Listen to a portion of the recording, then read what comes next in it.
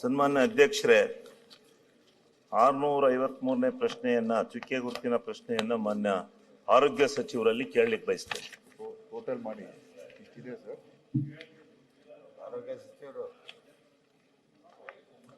ಆರೋಗ್ಯ ಸಚಿವರೇ, ಮಾನ್ಯ ಸಭಾಧ್ಯಕ್ಷರೇ, ಉತ್ತರ ಒದಗಿಸಲಾಗಿದೆ. ಕೊಡ್ತಾ ಇದ್ದೀರಾ?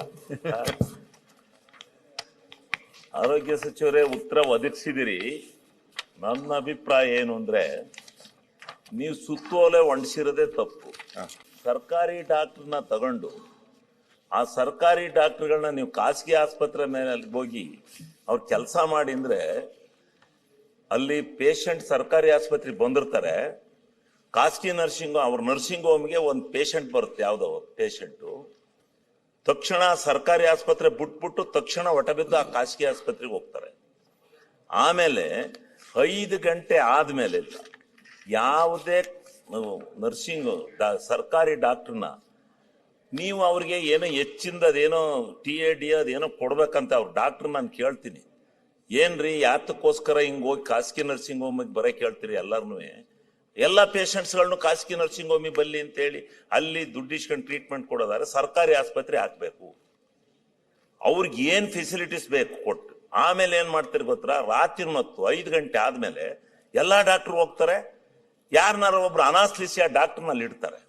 ಒಬ್ಬ ಅನಾಸ್ಲಿಸಿಯಾ ಡಾಕ್ಟ್ರು ಆಕ್ಸಿಡೆಂಟ್ ಆಗಿ ಬಂದ್ರೆ ಟ್ರೀಟ್ಮೆಂಟ್ ಕೊಡಕ್ಕಾಗತ್ತಾ? ಅವ್ರ ಕೈಲಿ ಒಬ್ಬ ಡಾಕ್ಟ್ರು ಟ್ರೀಟ್ಮೆಂಟ್ ಕೊಡಕ್ಕಾಗತ್ತಾ? ಸರ್ಕಾರಿ ಆಸ್ಪತ್ರೆಯಲ್ಲಿ ಶಿಫ್ಟ್ ನೈಟ್ ಅಂಡ್ ಡೇ. ಬೆಳಿಗ್ಗೆ 4 ಜನ ಫೆಸಿಲಿಟೀಸ್ ಇದ್ರೆ ಸಾಯಂಕಾಲ 4 ಜನ ಫೆಸಿಲಿಟೀಸ್ ಇರಬೇಕು. ಆ ತರ ಮಾಡಿ ಸರ್ಕಾರಿ ಸೇವೆನ ಒದಗಿಸಿದ್ರೆ ನಿಜವಾಗ್ಲೂ ಉಳ್ಕತ್ತಾರೆ. ಖಾಸಗಿ ನರ್ಸಿಂಗ್ ಹೋಮ್ಗಳಿಗೆ ಹೋಗಿ ಇವತ್ತು ಅರ್ಧ ಜನ ಏನಾರ ಆರ್ಥಿಕ ಸಂಕಷ್ಟಕ್ಕೆ ಬಡವರು ಸಿಗಾಕೊಂಡಿದ್ರೆ ಈ ಆರೋಗ್ಯ ಇಲಾಖೆಯ ಖಾಸಗಿ ನರ್ಸಿಂಗ್ ಹೋಮ್ನಲ್ಲಿ ನಡೆಯತಕ್ಕಂತ ಅವ್ಯವಸ್ಥೆ ಅಂತಲಾರ ಹೇಳೋಣ, ದುರಾಸೆ ಅಂತಲಾರ ಹೇಳೋಣ, ಅದೇನೋ ಬಟ್ ಸೇವೆ ಕೊಡ್ತಾವ್ರ ಅವರು 24 ಅವರ್ಸ್. ಪ್ರಶ್ನೆ ಅಲ್ಲ, ಇದು ಏನಾದ್ರೂ ಮಾಡಿ ಆ ಡಾಕ್ಟರ್ಗಳ ಇದನ್ನ ಮಾಡಿ ಕಡ್ಡಾಯವಾಗಿ 24 ಗಂಟೆಗಳ ಕಾಲ ಅವರು ಸೇವೆನ ಶಿಫ್ಟ್ ಮಾಡ್ಲಿ. ಹೆಚ್ಚಿಗೆ ಹೊತ್ತು ಮಾಡೋದ್ ಬೇಡ, 3 ಶಿಫ್ಟ್ ಮಾಡಿ. ಡಾಕ್ಟರ್ ಹೊಟ್ಟೆ ಎಲ್ಲಿಗೂ ಹೋಗಲ್ಲ, ಡಾಕ್ಟರ್ ಬೇಕಾದಷ್ಟು ಚೆನ್ನಾಗ್ಯಾರ. ಈಗ 5,000 ಜನ ವರ್ಷಕ್ಕೆ MBBS ಮಾಡಿದ್ರೆ ಹೊರಗೆ ಬರ್ತಾವ್ರೆ. ಡಾಕ್ಟರ್ಗಳು ಎಲ್ಲಿಗೂ ಹೋಗ್ತಿಲ್ಲ, ಡಾಕ್ಟ್ರು ಇರ್ತಾರೆ. ಅದರಿಂದ ದಯವಿಟ್ಟು ಇದನ್ನ ಏನಾದ್ರೂ ಒಂದು ವ್ಯವಸ್ಥೆ ಮಾಡಿ ಆ ಜನಗಳ. ಆಮೇಲೆ ಸರ್ಕಾರದಿಂದ ಆಸ್ಪತ್ರೆ ಮೆಡಿಸಿನ್ ಕೊಡ್ತೀರಿ, ಆ ಮೆಡಿಸಿನ್ಸ್ ಗಳೆಲ್ಲ ಅವ್ರು ತಗೊಂಡೋಗಿ ಆ ಖಾಸಗಿ ನರ್ಸಿಂಗ್ ಹೋಮ್ ಅಲ್ಲಿ ಕೊಟ್ಟು ದುಡ್ಡು ಇಸ್ಕೊತಾರೆ.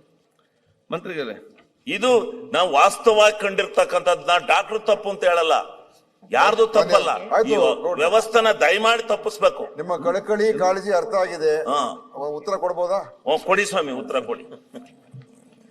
ಮಾನ್ಯ ಸಭಾಧ್ಯಕ್ಷರೇ, ಈಗ ಏನು ಶಿವಲಿಂಗೇಗೌಡರು ಎತ್ತಿದ್ದಾರೆ ಇದು ಬಹಳ ಒಂದು ಮುಖ್ಯವಾದಂತ ಪ್ರಶ್ನೆನೆ. ಇದ್ರ ಬಗ್ಗೆ 2 ಮಾತಿಲ್ಲ. ಈಗೇನಾಗಿದೆ, ನಮ್ಮಲ್ಲಿ ಸರ್ಕಾರಿ ವೈದ್ಯರಿಗೆ ಕೆಲವು ನಿರ್ಬಂಧನೆಗಳಿದೆ. ಖಾಸಗಿ ಅಂತ ಹೇಳಿದ್ರೆ 4 ಗಂಟೆ ಅವರ ಸಮಯ ಅವಧಿಯ ನಂತರ ಅವರು ಬೇರೆ ಕಡೆ ಹೋಗಿ ಕೆಲಸ ಮಾಡೋದಕ್ಕೆ ಅವಕಾಶ ಮಾಡಿಕೊಟ್ಟಿದೆ ಹಿಂದೆ ನಮ್ಮ ಇರುವಂತ ಒಂದು ಕಾನೂನುಗಳಲ್ಲಿ. ಈಗ ಅದರಿಂದ ತೊಂದರೆಗಳಂತೂ ಆಗ್ತಾ ಇದೆ. ಯಾಕಂತ ಹೇಳಿದ್ರೆ ಈ ತಜ್ಞ ವೈದ್ಯರು ಹೆಚ್ಚಿನ ಅಂಶ ಅವ್ರೇನ್ ಮಾಡ್ತಾರೆ ಅಂತ ಹೇಳಿದ್ರೆ, ಅವರಲ್ಲಿರುವಂತ ಪಕ್ಕದ ಅವ್ರು ಪ್ರಾಕ್ಟೀಸ್ ಮಾಡುವಂತ ಆಸ್ಪತ್ರೆಗಳಿಗೆ ಅಲ್ಲಿಗೆ ಪೇಷಂಟ್ಸ್ ನ ಕಳಿಸುವಂತದ್ದು ಒಂದು, ಮತ್ತು 2ನೇದು ಅವರ ಆದ್ಯತೆ ಅಲ್ಲಿ ಹೆಚ್ಚು ಇರ್ತದೆ, ಇಲ್ಲಿ ಕಮ್ಮಿ ಇರ್ತದೆ, ಸಮಯಕ್ಕೆ ಸರಿಯಾಗಿ ಇರದೇ ಇರ್ತಕ್ಕಂಥದ್ದು ಇದೆಲ್ಲ ಇದೆ. ಮಾನ್ಯ ಸಭಾಧ್ಯಕ್ಷರೇ, ಅದಕ್ಕೆ ನಾವು ಒಂದು ತೀರ್ಮಾನ ತಗೊಂಡಿದ್ದೇವೆ. ನಾನೊಂದು ಹೇಳಿಕೆ ಕೊಡಬೇಕು ಇವತ್ತು ಅಂತ ನಿಮ್ಮ ಪತ್ರ ನಾನು ಹೇಳಿದ್ದೆ. ಅದು ಬೇಕು ಈಗಲೇ ಓದ್ಬಿಡ್ಬೋದು ನಾನು, ಯಾಕಂದ್ರೆ ಇದಕ್ಕೆ ಸಂಬಂಧ ಇರುವಂತದ್ದು ಒಂದು ಹೇಳಿಕೆಯನ್ನು ಇವತ್ತು ನಾನು ಸದನದಲ್ಲಿ ನೀಡಬೇಕಾಗಿತ್ತು. ಅದನ್ನ ನಿಮ್ಮ ಪ್ರಶ್ನೆಗೂ ಕೂಡ ಆ ಹೇಳಿಕೆ ಸಂಬಂಧ ಇರೋದ್ರಿಂದ ಈಗಲೇ ಎಲ್ಲರೂ ಒಪ್ಕೊಂಡ್ರೆ ಆ ಹೇಳಿಕೆ ಈಗಲೇ ನೀಡ್ಬಿಡ್ತೀನಿ. ಪ್ರಸ್ತುತ ಜಾರಿಯಲ್ಲಿರುವ ಸರ್ಕಾರಿ ಆದೇಶಗಳ ಪ್ರಕಾರ ಸರ್ಕಾರಿ ವೈದ್ಯರಿಗೆ ಖಾಸಗಿ ಸೇವೆ ನೀಡಲು ಕೆಲವು ಮಟ್ಟಿಗೆ ಅನುಮತಿ ನೀಡಲಾಗಿದ್ದರೂ ಅವರ ನಿಯಮಿತ ಸರ್ಕಾರಿ ಕರ್ತವ್ಯಗಳಿಗೆ, ಇದರ ಒಂದು ಕಾಪಿ ಎಲ್ಲರಿಗೂ ಕೊಡಬೇಕಾಗ್ತದೆ. ಅವರ ನಿಯಮಿತ ಸರ್ಕಾರಿ ಕರ್ತವ್ಯಗಳಿಗೆ ಯಾವುದೇ ರೀತಿಯ ಅಡ್ಡಿ ಉಂಟಾಗಬಾರದು ಎಂಬುದು ಸರ್ಕಾರದ ಸ್ಪಷ್ಟ ನಿಲುವಾಗಿದೆ. ಸರ್ಕಾರಿ ಆಸ್ಪತ್ರೆಗಳಲ್ಲಿ ಒಳರೋಗಿಗಳಿಗೆ ನಿರಂತರ ಆರೈಕೆ, ತುರ್ತು ಚಿಕಿತ್ಸೆಗಳು ಮತ್ತು ನಿಯಮಿತ ಮೇಲ್ವಿಚಾರಣೆ ಅತ್ಯಂತ ಅವಶ್ಯಕವಾಗಿದೆ. ಸರ್ಕಾರಿ ವೈದ್ಯರು ಖಾಸಗಿ ಆಸ್ಪತ್ರೆಗಳಲ್ಲಿ ಒಳರೋಗಿ ಚಿಕಿತ್ಸೆಯಲ್ಲಿ ತೊಡಗುವುದರಿಂದ ಸರ್ಕಾರಿ ಆಸ್ಪತ್ರೆಗಳ ಸೇವಾ ಗುಣಮಟ್ಟ ಕುಸಿಯುವ ಸಾಧ್ಯತೆಗಳಿದ್ದು ರೋಗಿಗಳ ಆರೈಕೆಯಲ್ಲಿ ನಿರ್ಲಕ್ಷ್ಯ ಉಂಟಾದ ಹಲವು ನಿದರ್ಶನಗಳು ಸರ್ಕಾರದ ಗಮನಕ್ಕೆ ಬಂದಿವೆ. ಕೆಲವು ಪ್ರಕರಣಗಳಲ್ಲಿ ಗಂಭೀರ ಪರಿಣಾಮಗಳು ಉಂಟಾಗಿವೆ. ಈ ವಿಷಯವಾಗಿ ಮಾನ್ಯ ಲೋಕಾಯುಕ್ತರು ಹಲವಾರು ಸಂದರ್ಭಗಳಲ್ಲಿ ಅಭಿಪ್ರಾಯ ವ್ಯಕ್ತಪಡಿಸಿದ್ದು, ಕರ್ನಾಟಕ ಆಡಳಿತ ಸುಧಾರಣಾ ಆಯೋಗವು ತನ್ನ ವರದಿಯಲ್ಲಿ ಸಾರ್ವಜನಿಕ ಸೇವೆಗೆ ಆದ್ಯತೆ ನೀಡುವ ಉದ್ದೇಶದಿಂದ ಸರ್ಕಾರಿ ವೈದ್ಯರ ಖಾಸಗಿ ಅಭ್ಯಾಸವನ್ನು ನಿಯಂತ್ರಿಸಲು ಶಿಫಾರಸು ಮಾಡಿರುತ್ತಾರೆ. ಕೇರಳ ರಾಜ್ಯ ಸೇರಿದಂತೆ ಇತರ ರಾಜ್ಯಗಳಲ್ಲಿಯೂ ಕಟ್ಟುನಿಟ್ಟಿನ ನಿಯಮಾವಳಿಗಳು ಜಾರಿಯಲ್ಲಿದ್ದು ಖಾಸಗಿ ಸೇವೆಯನ್ನು ಸೀಮಿತಗೊಳಿಸಲಾಗಿದೆ. ಈ ಹಿನ್ನೆಲೆಯಲ್ಲಿ ಸರ್ಕಾರವು ಗಂಭೀರವಾಗಿ ಪರಿಶೀಲಿಸಿ ಸಾರ್ವಜನಿಕರ ಆರೋಗ್ಯ ರಕ್ಷಣೆ ಮತ್ತು ಸರ್ಕಾರಿ ಆಸ್ಪತ್ರೆಗಳ ಸೇವಾ ಗುಣಮಟ್ಟವನ್ನು ಇನ್ನಷ್ಟು ಬಲಪಡಿಸುವುದು ಸರ್ಕಾರದ ಪ್ರಥಮ ಆದ್ಯತೆಯಾಗಿರುವುದರಿಂದ 1. ಸರ್ಕಾರಿ ವೈದ್ಯರು ಖಾಸಗಿ ಆಸ್ಪತ್ರೆಗಳಲ್ಲಿ ಒಳರೋಗಿಗಳಿಗೆ ಚಿಕಿತ್ಸೆ ನೀಡುವುದು ಕಟ್ಟುನಿಟ್ಟಾಗಿ ನಿಷೇಧಿಸಲಾಗಿದೆ. ಅಂದ್ರೆ IPD ಒಳ ರೋಗಿಗಳನ್ನ ಯಾವುದೇ ಕಾರಣ ಕೂಡ ನಮ್ಮ ವೈದ್ಯರು ಅವರಿಗೆ ಚಿಕಿತ್ಸೆಯನ್ನ ನೀಡ್ತಕ್ಕಂಥದ್ದಕ್ಕೆ ನಿಷೇಧ ಮಾಡಿದ್ದೇವೆ. ಕೇವಲ OPD ಮಾತ್ರ ನಡೆಸಬಹುದು, ಕನ್ಸಲ್ಟೇಷನ್ ಮತ್ತು ಮೈನರ್ ಪ್ರೈವೇಟ್ ಅಲ್ಲಿ ಮಾತ್ರ. ಎರಡನೇದು ಮಾನ್ಯ ಸಭಾಧ್ಯಕ್ಷರೇ, ನಿಯಮಿತ ಸರ್ಕಾರಿ ಕರ್ತವ್ಯಗಳ ಅವಧಿಯ ನಂತರ ಮತ್ತು ಕರ್ತವ್ಯಗಳಿಗೆ ಅಡ್ಡಿಯಾಗದಂತೆ ಹೊರರೋಗಿ ವಿಭಾಗದಲ್ಲಿ ಮಾತ್ರ ಖಾಸಗಿ ಕ್ಲಿನಿಕ್ ಅಥವಾ ಆಸ್ಪತ್ರೆಯಲ್ಲಿ ಸೇವೆ ಸಲ್ಲಿಸಲು ಅನುಮತಿಸಿದೆ. 3. ಈ ಖಾಸಗಿ ಸೇವೆಯ ಸಂಪೂರ್ಣ ವಿವರಗಳನ್ನು ಸರ್ಕಾರಕ್ಕೆ ಕಡ್ಡಾಯವಾಗಿ ಘೋಷಿಸಬೇಕು. ಈ ಷರತ್ತುಗಳನ್ನು ಉಲ್ಲಂಘಿಸಿದ್ದಲ್ಲಿ ಸಂಬಂಧಪಟ್ಟ ಸರ್ಕಾರಿ ವೈದ್ಯರ ವಿರುದ್ಧ ಕಾನೂನಿನಡಿಯಲ್ಲಿ ಕ್ರಮ ಕೈಗೊಳ್ಳಲಾಗುವುದು ಹಾಗೂ ಕರ್ನಾಟಕ ನಾಗರಿಕ ಸೇವಾ ನಿಯಮಗಳ ಪ್ರಕಾರ ಶಿಸ್ತು ಕ್ರಮ ಜರುಗಿಸಲು ಸೂಚಿಸಿದೆ. ಸೊ ಅಂದ್ರೆ ಮಾನ್ಯ ಸಭಾಧ್ಯಕ್ಷರೇ, ಇದೇನಾಗ್ತಾ ಇತ್ತು ಅಂತ ಹೇಳಿದ್ರೆ, ಮಾನ್ಯ ಶಿವಲಿಂಗೇಗೌಡರು ಏನು ಹೇಳ್ತಾ ಇದ್ರು, ಇಲ್ಲಿರುವಂತ ಪೇಷಂಟ್ಸ್ ನ ಅವರ ಬೇರೆ ಖಾಸಗಿ ಆಸ್ಪತ್ರೆ ಕಳಿಸುವಂತದ್ದು, ಅಲ್ಲಿ ಪ್ರೊಸೀಜರ್ಸ್ ಮಾಡುವಂತದ್ದು, ಸರ್ಜರಿಗಳು ಮಾಡುವಂತದ್ದು, ಅದೆಲ್ಲ ಅದು ಕೂಡ ಒಂದು ಸಮಸ್ಯೆ ಆಗಿತ್ತು. ಇನ್ನೊಂದು, ಅವರ ಆದ್ಯತೆ ಅಲ್ಲಿ ಹೆಚ್ಚಿರ್ತಾ ಇತ್ತು. ಮೂರನೇದು ಏನಾಗ್ತದೆ ಅಂತ ಹೇಳಿದ್ರೆ, ನಮ್ಮ ಒಂದು ಎಮರ್ಜೆನ್ಸಿ ಇದ್ದಾಗ, ಈಗ ಯಾರೋ ಒಬ್ರು ಸ್ತ್ರೀ ರೋಗ ತಜ್ಞರು ಅಥವಾ ಅರವಳಿಕೆ ತಜ್ಞರು ನಮ್ಮಲ್ಲಿ ಸೇವೆಯಲ್ಲಿ ಇರ್ತಾರೆ, ಅವರು ಬೇರೆ ಕಡೆ IPD ಪೇಷಂಟ್ ಅವರು ತಗೊಂಡಿರ್ತಾರೆ. ಇಲ್ಲಿ ಎಮರ್ಜೆನ್ಸಿ ಆದಾಗ ಅವ್ರು ತುರ್ತಾಗಿ ಬರಬೇಕು, ಅವ್ರು ಬರಕ್ ಆಗೋದಿಲ್ಲ, ಯಾಕಂದ್ರೆ ಅಲ್ಲಿ ಅವ್ರು ಬ್ಯುಸಿ ಇರ್ತಾರೆ. ಸೊ ನಮಗೆ ತುರ್ತಾಗಿ ಅವ್ರು ಬರಲೇಬೇಕಾಗ್ತದೆ. ಇದೆಲ್ಲ ಸಮಸ್ಯೆ ಇರೋದ್ರಿಂದ ಅನೇಕ ಸಂದರ್ಭಗಳಲ್ಲಿ ಬಹಳ ಕೆಟ್ಟ ಪರಿಣಾಮಗಳಾಗಿದೆ. ಅದಕ್ಕೆ ನಾವು IPD ತಗೋಬಾರ್ದು. ಅವರು IPD ನಾವು ನಿಷೇಧ ಮಾಡಿದ್ರೆ ಬಹಳಷ್ಟು ಒಂದು ಸಮಸ್ಯೆಗಳು ಇದಕ್ಕೆ ಪರಿಹಾರ ಆಗುತ್ತೆ. ಯಾಕಂತ ಹೇಳಿದ್ರೆ ಅವ್ರಿಗೆ ಆವಾಗ ಆಸ್ಪತ್ರೆಯಲ್ಲಿ ಅಷ್ಟೊಂದು ಹೋಗಿ ಕೆಲಸ ಮಾಡಕ್ ಆಗೋದಿಲ್ಲ, ಅವರ ಒಂದು ಆದ್ಯತೆ ನಮ್ಮ ಆಸ್ಪತ್ರೆಯಲ್ಲಿ ಇರ್ತದೆ. ಸೊ ಅದರಿಂದ ಈ ಒಂದು ತೀರ್ಮಾನವನ್ನು ಮಾಡಿದ್ದೇವೆ. ಇದರಿಂದ ಬಹುಶಃ ನಮ್ಮ ವೈದ್ಯರಿಗೆ ಬಹಳಷ್ಟು ಕೆಲವರಿಗೆ ಇದರಿಂದ ಸ್ವಲ್ಪ ಸಮಸ್ಯೆ ಮತ್ತು ಅವರು ಇದನ್ನ ವಿರೋಧನೂ ಕೂಡ ಮಾಡಬಹುದು ಸರ್ಕಾರಿ ವೈದ್ಯರು. ಆದ್ರೆ ಎಲ್ಲ ಒಂದು ಏನು ಸುಧಾರಣಾ ಆಯೋಗ ಏನಿತ್ತು, ಅಡ್ಮಿನಿಸ್ಟ್ರೇಟಿವ್ ರಿಫಾರ್ಮ್ಸ್ ಕಮಿಷನ್, ಬೇರೆ ಬೇರೆ ರಿಪೋರ್ಟ್ಸ್ ಅಲ್ಲೂ ಕೂಡ ಎಲ್ಲಾ ಕಡೆ ಸರ್ಕಾರಿ ವೈದ್ಯರು ಪ್ರೈವೇಟ್ ಪ್ರಾಕ್ಟೀಸ್ಗೆ ನಾವು ಆದಷ್ಟು ಮಟ್ಟಿಗೆ ಅಲೋ ಮಾಡಬಾರ್ದು ಅಂತ. ಪರ್ಮನೆಂಟ್ ವೈದ್ಯರು ಕಾಂಟ್ರಾಕ್ಟ್ ಅಲ್ಲಿ ಕೂಡ ಇದು ಅಪ್ಲೈ ಆಗ್ತದೆ. ಯಾಕಂದ್ರೆ ನಮ್ಮಲ್ಲಿ ಕಾಂಟ್ರಾಕ್ಟ್ ಅಲ್ಲಿ ಕೆಲಸ ಮಾಡ್ಬೇಕಲ್ಲ, ಅವ್ರಿಗೂ ಇದು ಅಪ್ಲೈ ಆಗ್ತದೆ. ನಮ್ಮಲ್ಲಿ ಯಾರೇ ಕೆಲಸ ಮಾಡ್ತಾರೆ ಅವ್ರಿಗೆಲ್ಲ ಅಪ್ಲೈ ಆಗ್ತದೆ ಇದು. ಸೊ ಇದು ಏನಾಗ್ತದೆ ಅಂತ ಹೇಳಿದ್ರೆ, ಖಂಡಿತ ಕೆಲವರಿಗೆ ಇದರಿಂದ ಇದು ಕೈ ಆಗುತ್ತೆ. ಯಾರಿಗೆ ಖಾಸಗಿಯಲ್ಲಿ ಇವತ್ತು ಹೆಚ್ಚು ಪ್ರಾಕ್ಟೀಸ್ ಮಾಡಿಕೊಂಡು ನಮ್ಮ ಜೊತೆಲಿ ಇದ್ದಾರೆ, ಅವ್ರಿಗೆ ಇದು ಖಂಡಿತ ಇದು ಇಷ್ಟ ಆಗೋದಿಲ್ಲ. ಆದ್ರೆ ನಮ್ಮ ಇಲಾಖೆ ಹಿತದೃಷ್ಟಿಯಿಂದ, ಮುಂದಾಲೋಚನೆ ಹಿತದೃಷ್ಟಿಯಿಂದ, ಭವಿಷ್ಯದಲ್ಲಿ ಒಂದು ಒಳ್ಳೆ ವ್ಯವಸ್ಥೆಗೆ ಹೋಗ್ಬೇಕಾಗಿರೋದ್ರಿಂದ ಈ ಒಂದು ತೀರ್ಮಾನ ತಗೊಂಡಿದ್ದೇವೆ. ಇದರಿಂದ ಖಂಡಿತ ಒಂದು ಒಳ್ಳೇದಾಗುತ್ತೆ ಅಂತ ನಾನು ಅನ್ಕೊಂಡಿದ್ದೇನೆ. ಅದು ಈ ನಿಯಂತ್ರಣ ಕೂಡ ಆಗುತ್ತೆ. ತಾವೇನ್ ಹೇಳ್ತಾ ಇದ್ದೀರಾ ಅದರ ನಿಯಂತ್ರಣ ಕೂಡ ಇದರ ಮುಖಾಂತರ ಮಾಡೋಕ್ ಸಾಧ್ಯ ಆಗ್ತದೆ.